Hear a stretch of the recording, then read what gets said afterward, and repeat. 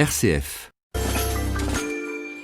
Dans Libre Entreprise, ce matin, nous partons à la rencontre de Georges Ozalter, directeur général de la compagnie médocaine des Grands Crus, originaire en partie du Bordelais. Il a retrouvé cette terre il y a 13 ans en prenant la tête de cette maison de négoce qui compte 25 salariés.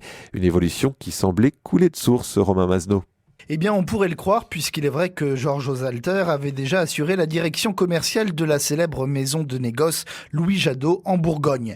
Mais il a auparavant travaillé dans de nombreuses entreprises qui n'avaient rien à voir avec le vin, dans des multinationales américaines, puis chez le grand groupe laitier français Lactalis.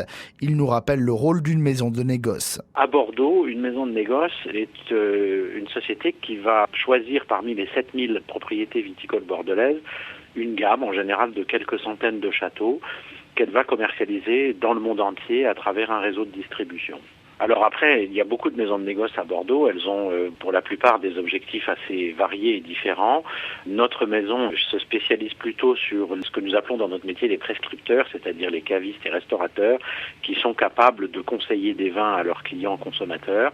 Et donc c'est une clientèle effectivement très exigeante sur la qualité des vins, qui demande de la fidélité dans la fourniture et qui est peut-être moins sensible à la spéculation ou aux grandes étiquettes qu'une clientèle peut-être plus axée vers les collectionneurs ou les spéculateurs. Et pour les vins les plus prestigieux, le but c'est de trouver la clientèle la plus qualitative. Alors pour les vins les plus prestigieux, ce qu'on va surtout chercher, c'est effectivement les points de distribution les plus qualitatifs. En effet, ce qui caractérise ces vins, c'est qu'ils sont l'objet d'une demande très forte, qui est en tout cas supérieure à l'offre qu'ils peuvent fournir, puisque la production en est limitée géographiquement. On ne peut pas produire plus de grands vins que ce que les vignes implantées sur les meilleurs terroirs peuvent donner. Donc du coup, le grand luxe de ces propriétés, c'est de pouvoir choisir leurs clients. Et ce que nous essayons de faire, c'est de leur trouver les clients qui les intéressent le plus. Alors certains s'intéressent particulièrement à la restauration, certains ont envie d'être à bord des premières classes dans les compagnies aériennes, certains s'intéressent à certaines villes, New York, Paris, Londres.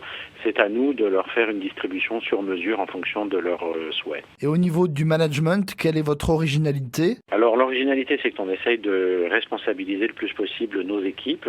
Déjà au niveau des cadres, qui pour la plupart sont des commerciaux, ils jouissent d'une grande autonomie. Ils sont en fait responsables complètement de la zone géographique qui leur est confiée.